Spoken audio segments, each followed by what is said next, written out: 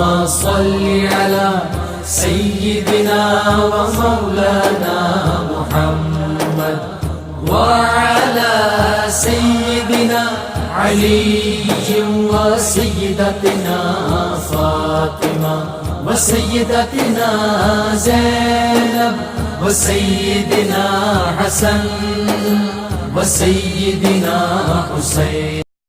اعوذ باللہ من الشیطان الرجیم. بسم اللہ الرحمن الرحیم.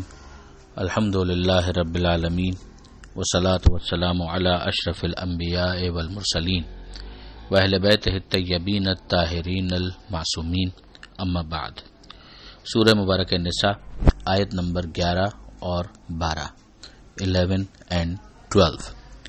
یہ دونوں آیتیں طولانی ہیں اور پورے صفحے پر یہی دو آیتیں موجود ہیں جن میں پروردگار عالم نے میراث سے متعلق کچھ احکامات اور ہدایتیں ارشاد فرمائی ہیں.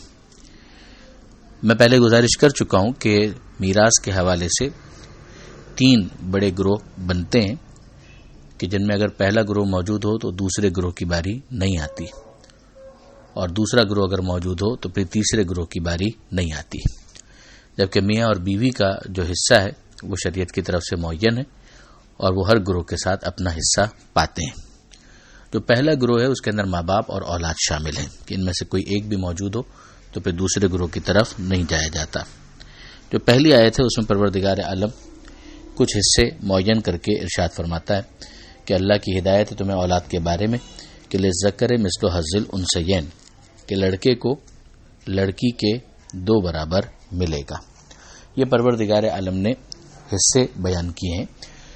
اور جو جاہلیت کے زمانے کے اندر تھا کہ بیٹیوں کو عورتوں کو حصہ بالکل نہیں ملتا تھا، اس کی یہاں پر ہمیں نفی نظر آتی ہے اور ایک حصہ معین کیا گیا. اب آگے آپ دیکھیں گے کہ بہرحال یہاں پر بھی اور دیگر مقامات پر بھی کئی جگہوں پر کہ جو مرد کا حصہ ہے وہ زیادہ رکھا گیا ہے. تو اس کی وجہ یہ بیان کی گئی ہے روایات کے اندر، احادیث کے اندر، کہ اصولی طور پر پروردگار عالم نے نان و نفقے کا خرچے کا ذمہ دار مرد کو بنایا ہے کہ خاتون کی اس حوالے سے ذمہ داری ابتداءً نہیں رکھی گئی. اگر بیوی ہے تو شوہر کی ذمہ داری ہے کہ وہ اس کا خرچہ اٹھائے، اور اسی طریقے سے اگر بیٹی ہے تو باپ کی ذمہ داری ہے کہ وہ اس کا خرچہ اٹھائے. تو موسٹ آف دا کیسز کے اندر، زیادہ تر کیسز میں آپ دیکھیں گے کہ جو خواتین ہیں ان کے پاس اگر وہ کچھ کما بھی رہی ہیں تو ان کا مال ان کا ہے، یعنی ان کی یہ ذمہ داری پرنسپلی قرار نہیں دی گئی. کچھ ایکسیپشنل کیسز آ سکتے ہیں لیکن یہ کہ اصولی طور پر کہ ان کا مال ان کا ہے.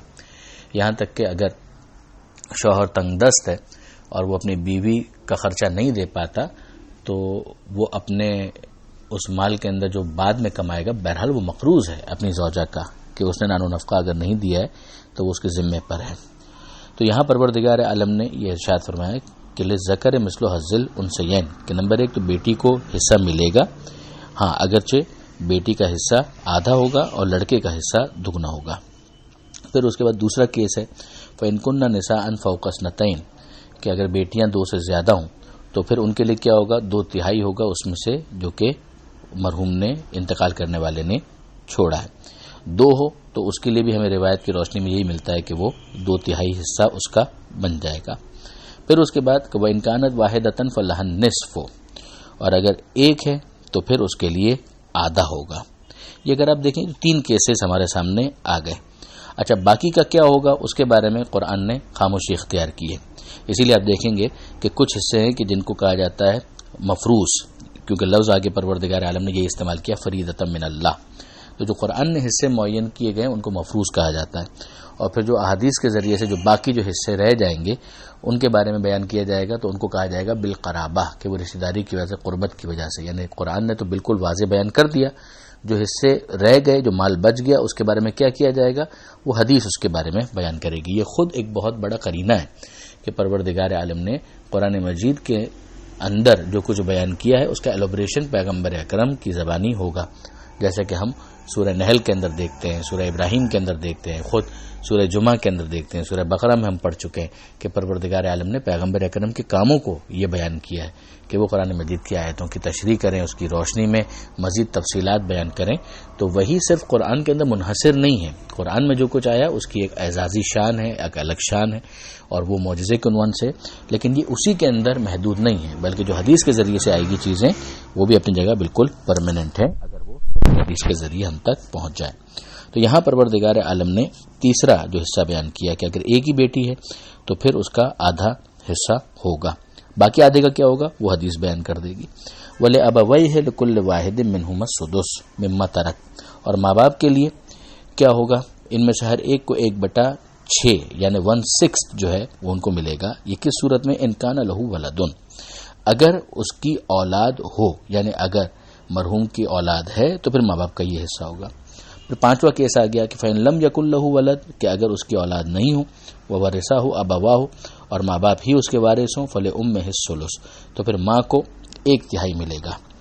اور باقی کیا ہوگا باپ کو؟ یہیں سے سمجھ میں آ جاتا ہے کہ جو بچ جائے گا 2/3 وہ پھر باپ کو مل جائے گا. فَإِن كَانَ لَهُ إِخْوَةٌ، اور اگر بھائی ہوں تو پھر کیا ہوگا؟ اگر بھائی ہوں تو بھائی کو تو کچھ نہیں ملے گا، لیکن یہ بھائی حاجب بن جائیں گے، یعنی جو ماں کا حصہ ہے اس میں رکاوٹ بن جائیں گے. ماں کا حصہ جو 1/3 ہونا تھا بھائیوں کے ہونے کی وجہ سے اب وہ 1/6 ہو جائے گا، یعنی ایز اے رزلٹ باپ کا حصہ تھوڑا بڑھ جائے گا. اور یہ بھی سمجھ میں آتا ہے کہ چونکہ ان بھائیوں کی ذمہ داری پھر اسی کے اوپر ہے، باپ کے اوپر ہے، تو اس کا حصہ تھوڑا سا بڑھ جائے گا. من بعد وصیت یوصی بہا او دین. اب یہ جو 6 حصے بیان کیے ہیں اس کے بارے میں کہا گیا کہ یہ بعد اس کے کہ جو مرحوم نے وصیت کی تھی اس کے اوپر عمل کر لیا جائے، جو قرضے اس کے اوپر تھے ان قرضوں کو ادا کر دیا جائے گا. اچھا، اب وصیت کتنی ہوگی یہ یہاں پر نہیں آیا، لیکن وصیت کے بارے میں ہے شریعت کا اصول کہ 1/3 سے زیادہ کی وصیت کی گنجائش نہیں ہے. مرحوم اگر مثلا 3 روپے چھوڑ کر جا رہا ہے تو وہ 1 روپے کے بارے میں وصیت کر سکتا ہے کہ یہ فلاں کو دے دینا، امام باڑے میں دے دینا، مسجد میں دے دینا، فلاں غریب کو دے دینا، یا کسی دوست کو دے دینا، یا انہی رشتہ داروں میں سے کسی کو دے دینا. مگر یہ وصیت صرف 1/3 کے بارے میں ہو سکتی ہے. اس سے زیادہ کی اگر وصیت ہے تو وہ نل اینڈ وائڈ ہے، اور اگر ورثہ اجازت دیں تو پھر اس کو نافذ کیا جا سکتا ہے، ورنہ اس وصیت کا اعتبار نہیں ہوگا. اب آپ یہاں پر دیکھ سکتے ہیں کہ یہ جو 6 حصے بیان کیے گئے ہیں، 6 جو کیسز بیان کیے گئے، ان کے علاوہ بھی کیسز ہوں گے، مگر یہاں پر ایک ہیڈ لائن ہمیں نظر آتی ہے جو قرآن مجید کا طریقہ کار ہے. قرآن کے بارے میں یہ کہہ دینا کہ قرآن کے علاوہ اگر کوئی حدیث ہوگی ہم قبول نہیں کریں گے، تو خود آپ یہاں پر دیکھ سکتے ہیں کہ ساری تفصیلات بیان نہیں ہوئی ہیں. پھر پروردگار عالم ارشاد فرماتا ہے کہ آباؤکم و ابناؤکم لا تدرون ایہم اقرب لکم نفعا، کہ تمہیں نہیں معلوم کہ تمہارے ماں باپ ہیں، اولاد ہیں، ان میں سے کون تمہارے لیے زیادہ فائدہ مند ہو سکتے ہیں.